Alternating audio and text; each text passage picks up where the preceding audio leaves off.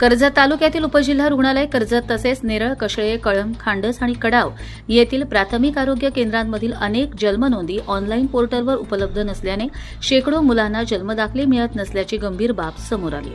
जन्मदाखले नसल्यामुळे आधार कार्ड तयार होत नसून अनेक मुलांच्या अंगणवाडी व शालेय प्रवेशावर परिणाम होत असल्याने पालकांमध्ये तीव्र नाराजी व्यक्त होते.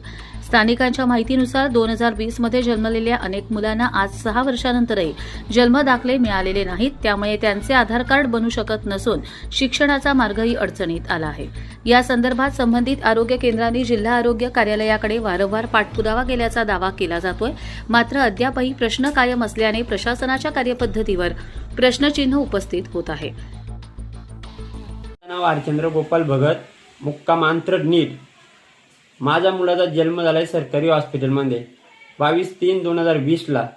आज 6 वर्षे प्लस झाली. त्या मुलाला शाळेमध्ये टाकायचे, त्याचा दाखला आधार कार्ड मागतात. यांच्या एक स्कॅनर मुलं रेषा आल्या त्या सरकारीमधनं त्या स्कॅनरवरती, तर आम्हाला आधार कार्ड त्यातनं निघत नाही. तहसीलदारला भेटलो आम्ही, बऱ्याच चौकशा केल्या.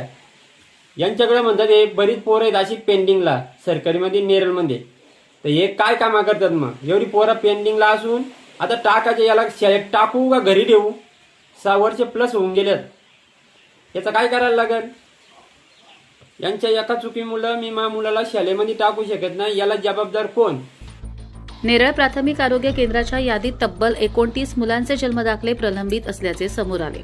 तसेच कशळे, खांडस, कळंब आणि कडाव परिसरातील अनेक कुटुंबांनाही याच समस्येला सामोरे जावे लागत आहे.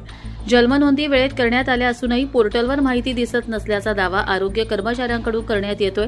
हरिश्चंद्र भगत या पालकांनी सांगितले की त्यांच्या मुलाला 6 वर्ष पूर्ण झाली तरी जन्मदाखला मिळालेला नाही.